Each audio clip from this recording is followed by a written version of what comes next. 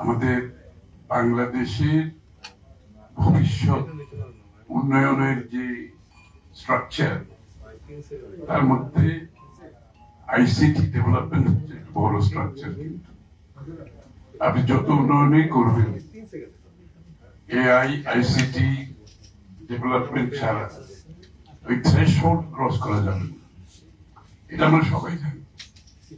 সুতরাং any ICT policy, যে কোনো আইসিটি পলিসি এআই সহ আপনার সুষ্ঠু বিবেচনার দাবি রাখে, এবং এখানে পিয়ার রিভিউ আছে, এক্সপার্ট ওপিনিয়ন আছে, স্টেক হোল্ডার আছে, এবং আলটিমেটলি কনজিউমার যারা দিনের শেষে এই আইসিটি পলিসির মাধ্যমে যারা সবচেয়ে বেশি ইম্প্যাক্টেড হয়, তাদেরও একটা ওপিনিয়নের ব্যাপার আছে। তবে এই যেটা আমি বললাম, এটা হচ্ছে একটা গণতান্ত্রিক প্রক্রিয়া। এই গণতান্ত্রিক প্রক্রিয়াটাই এত গুরুত্বপূর্ণ, বিশেষ করে এইরকম একটা গুরুত্বপূর্ণ বিষয়ে যেটার ইম্প্যাক্ট আগামীর বাংলাদেশের আমাদের কমিউনিকেশন, আমাদের অর্থনীতি, আমাদের এমপ্লয়মেন্ট, কর্মসংস্থান সৃষ্টি, আমাদের রপ্তানি অর্থনীতিতে গভীরভাবে এটা একটা ইম্প্যাক্ট আসবে। অনেকে বলেছেন যে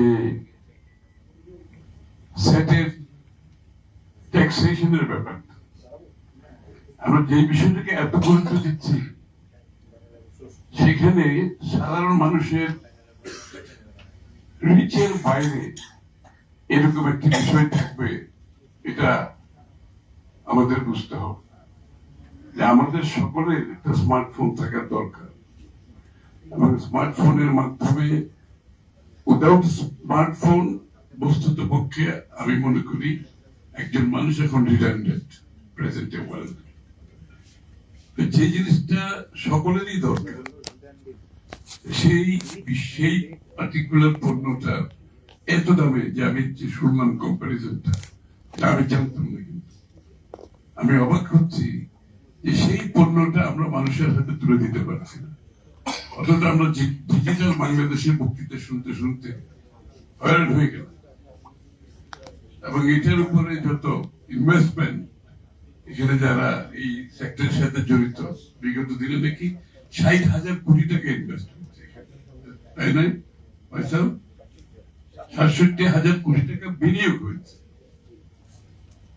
তবে এই ৬৭,০০০ কোটি টাকা বিনিয়োগের ফলটা কি আসলে বাংলাদেশের মানুষের কাছে গেছে কিনা, যারা হচ্ছে এখানে এই উন্নয়নের মূল কন্ট্রিবিউটর, তাদের কাছে গেছে কিনা? আমি মনে করি প্রথমত এই পলিসিতে যেটা আসা উচিত ছিল, এই সেলফোন, এই পণ্যটি বাংলাদেশের মানুষের হাতে আমি কত সহজে তুলে দিতে পারি, এক নম্বর প্রায়োরিটি।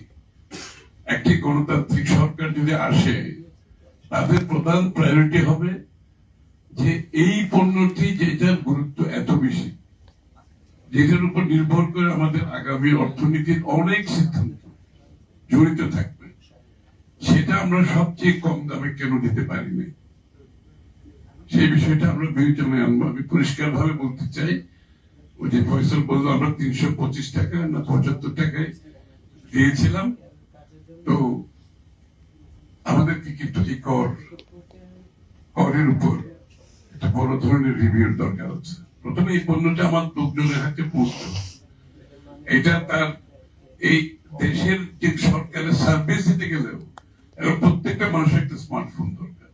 আপনি ক্যাশলেস ইকোনমির কথা বললে সেখানে একটা স্মার্টফোন দরকার। আপনি যে কোনো সার্ভিস ডেলিভারিতে আপনার স্মার্টফোন দরকার এখন। সুতরাং প্রথম গভর্নমেন্টের প্রায়োরিটি হওয়া উচিত ট্যাক্সটাকে কমিয়ে এনে, কত কমিয়ে এনে, আসলে কিন্তু ট্যাক্স কমালে কিন্তু ট্যাক্স বাড়ে, এটা আবার আমাদের আরেকটা ভুল ধারণা। এই সব জায়গায় যারা ট্যাক্স দেয়, এই লোকগুলোর উপর বারবার অত্যাচার হচ্ছে। কিন্তু আমি যদি ট্যাক্স রেটটা কমিয়ে আনি, আসলে কিন্তু এখন যা আয় হচ্ছে তার থেকে অনেক বেশি হয়, অনেক বেশি হয়। সুতরাং আমাদের সেই কাজটা প্রথমে করতে হবে। দ্বিতীয় কথা হচ্ছে, এটা আপনি দেশে উৎপাদন করেন অথবা আমদানি করেন, যে কোনো ট্রেড এন্ড ইনভেস্টমেন্ট আপনাকে প্রথমে চিন্তা করতে হবে এটা কনজিউমারের উপর কি এফেক্ট আসতেছে আমার দেশে, এবং আপনি যে সাপোর্টটা দেবেন যারা উৎপাদন করছে দেশে, তাদের সাথে ইম্পোর্টের যে ডিফারেন্সটা হবে এটা ফেয়ার এন্ড ইকুইটেবল কিনা, এবং এটা যারা উৎপাদনের যে সুযোগটা নিচ্ছে উৎপাদনের কথা বলে, তারা কি ভ্যালু এডিশন করছে। Value addition is a progressive process, আমরা বুঝি এটা, কিন্তু এটা তো একটা টাইম বাউন্ড থাকতে হবে, এটা তো ওপেন এন্ডেড থাকতে পারে।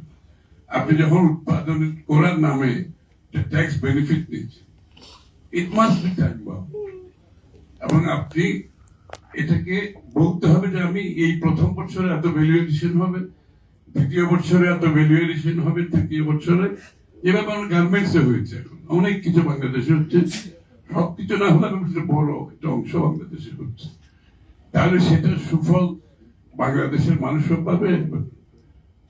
এখানে যারা এক্সপোর্ট করবে, আপনি যেটা এক্সপোর্টের কথা বলছেন, যারা এক্সপোর্ট করবে তাদের তো ট্যাক্স দেওয়ারই দরকার নেই, কোনো প্রয়োজন নেই। এটা আমরা বলেছি যদি আগামী দিনে বিএনপি ক্ষমতায় আসে, যেসব সেক্টর এক্সপোর্ট করবে প্রত্যেককে আমরা বন্ডেড ওয়্যার হাউসের সুযোগ দেব, প্রত্যেককে আমরা ব্যাক টু ব্যাক এলসির সুযোগ দেব।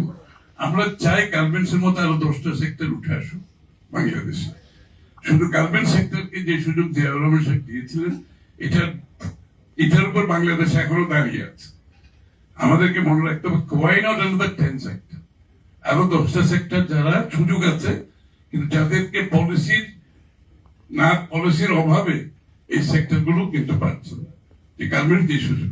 সুতরাং আপনার এই সেলফোনের ব্যাপারেও আমরা এই সুযোগটা দিতে পারি, কোনো অসুবিধা নেই। যারা এক্সপোর্ট করবে 100% duty free, bonded warehouse, back to back LC সব দেওয়া যাবে, কোনো সমস্যা নেই এক্সপোর্টের জন্য। সাথে সাথে যে কোনো প্রোডাক্ট আপনি বলবেন, আপনাকে ইন্টারন্যাশনাল প্রাইসের সাথে ইন্টিগ্রেশন হতে হবে, otherwise you are not in business. You must. আমাদের গার্মেন্টস এর এই যে ভালো করার আরেকটা পিছনে কারণ হচ্ছে, আমাদের কম্পিটিটিভনেস এর মধ্যে ইন্টারন্যাশনালি আমরা ইন্টিগ্রেট করতে পারছি, সেটা কোয়ালিটি বলেন, সেটা প্রাইস বলেন, টাইমলি ডেলিভারি বলেন। সুতরাং এই ফোনগুলোর ব্যাপারে আমি এটাকে ট্রেডেবল গুডস করে এটাকে ইন্টিগ্রেশনে নিয়ে যেতে হবে। ভ্যালুটা কিন্তু ওখানে ডিটারমিন হবে, প্রাইস ডিসকাভারিটা হয় কিন্তু ওই জায়গায়। ইফ ইউ আর ইন্টিগ্রেটেড, একটা প্রপার প্রাইস ডিসকাভারি হবে। If you are not integrated, price discovery হবে না, ডিস্টরশন গুলো চলতেই থাকবে, যে যার মতো করে লুটপাট করবে, সুযোগ নেবে, এবং এটাই বাংলাদেশের স্ট্যান্ডার্ড হয়ে গেছে বিজনেস প্র্যাকটিস, যে পৃষ্ঠপোষকতার ব্যবসা বাণিজ্য। So this is one more example, আমি দুঃখের সাথে বলছি, যে পৃষ্ঠপোষকতার যে ব্যবসা বাণিজ্য, এর মাধ্যমে বাংলাদেশ যে কিভাবে ক্ষতিগ্রস্ত হয়েছে বিগত দিনে, এর মধ্যে সাধারণ ব্যবসায়ীরা কিভাবে ডিপ্রাইভ হয়েছে, কনজিউমাররা কিভাবে ডিপ্রাইভ হয়েছে, এবং সবচেয়ে বড় কথা দেশের অর্থনীতি কিভাবে ধ্বংসের দিকে চলে গেছে। সুতরাং কোন পলিসি পৃষ্ঠপোষকতার মাধ্যমে যদি আপনি নিতে চান, ওই policy will not work. It will only work for যাদের জন্য আপনি পৃষ্ঠপোষকতা করছেন, তাদের ছাড়া এটা কারোর জন্য কাজ করবে না। সুতরাং এই জায়গাটাতে এটা ওপেন করতে হবে। এই সিদ্ধান্তটা খুবই সোজা। ওরা রেজিস্ট্রেশন করবে, এরা যেভাবে রেজিস্ট্রেশন করছে ওরা রেজিস্ট্রেশন করবে। ওরা তো, আমার তো দরকার ফোনের নাম্বার ঠিক মতো আসছে কিনা, তাই না? আমার দরকার ডিউটি পে হচ্ছে কিনা, আপনার কিছু না। তো যে যদি একটা লোক যদি 500 টাকা যদি সে ইম্পোর্ট করে, কেউ সে রেজিস্ট্রেশন করাবে, অসুবিধা কি আছে? রেজিস্ট্রেশনের মাধ্যমে সেও তো একই ব্র্যাকেটে চলে আসছে, আর যারা ম্যানুফ্যাকচার করছে তারাও আসছে। তারা হলে যেটা হবে, এই যারা অ্যাসেম্বলিং করছে, সুযোগটা দিচ্ছে, তারাই কিন্তু যখন মনোপলি করে ফেলবে এটাকে, তারাই কিন্তু ইম্পোর্টটা কন্ট্রোল করবে, কারণ তারা ছাড়া কিন্তু আর কেউ টিকে থাকতে পারবে না। হ্যাঁ, সুতরাং এটা আরো বড় ক্ষতি। আপনি ওইদিকে রেস্ট্রিকশন করে দিচ্ছেন ট্রেড থেকে, অন্যদিকে এই যারা উৎপাদনের কথা বলছে বা যারা এখানে অ্যাসেম্বলিং করছে তাদের জন্য আরেকটা নতুন উইন্ডো করে দিচ্ছে। অলরেডি ওরা 50% বেনিফিট পাচ্ছে।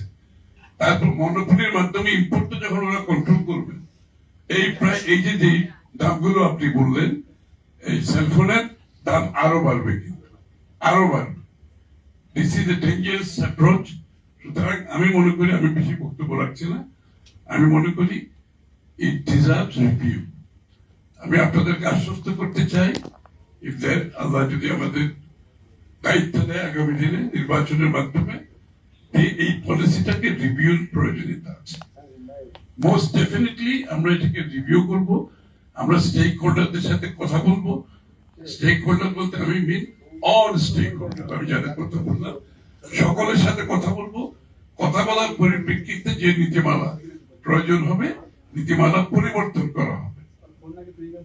এটা ক্লিয়ারলি আমি মেসেজটা দিচ্ছি। এই কারণে আরো কিছু কিছু এরিয়াতে যেগুলো তাকে একটু মেনশন করেছে, আরো কিছু কিছু এরিয়াতে যে এই ধরনের নীতিমালাগুলো হয়েছে, যেগুলো দেশের স্বার্থের পরিপন্থী এবং ফ্রি মুক্ত বাজার অর্থনীতির পরিপন্থী।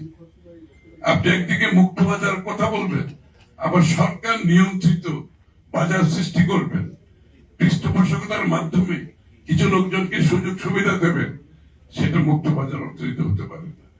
মুক্ত বাজার অর্থনীতির জন্য সকলের জন্য লেভেল প্লেইং ফিল্ড থাকতে হবে, সকলে যাতে সমানভাবে সুযোগ দিতে পারে। এই জন্য বিএনপির স্লোগান হচ্ছে, অর্থনৈতিক স্লোগান হচ্ছে democratisation of the economy, not just political democratisation. Economic democratisation কথা আমাদের নেক্সট স্লোগান এখন। যে ডেমোক্রেটাইজেশন অর্থ হচ্ছে গণতন্ত্রের, অর্থনীতিকে গণতন্ত্রের মাধ্যমে প্রত্যেকটি নাগরিক, শুধু ব্যবসায়ী, প্রত্যেকটি নাগরিকের দেশের অর্থনীতি উন্নয়নে সমান সুযোগ দিতে হবে। তারা যাতে পার্টিসিপেট করতে পারে, তারা যাতে সম্পৃক্ত হতে পারে।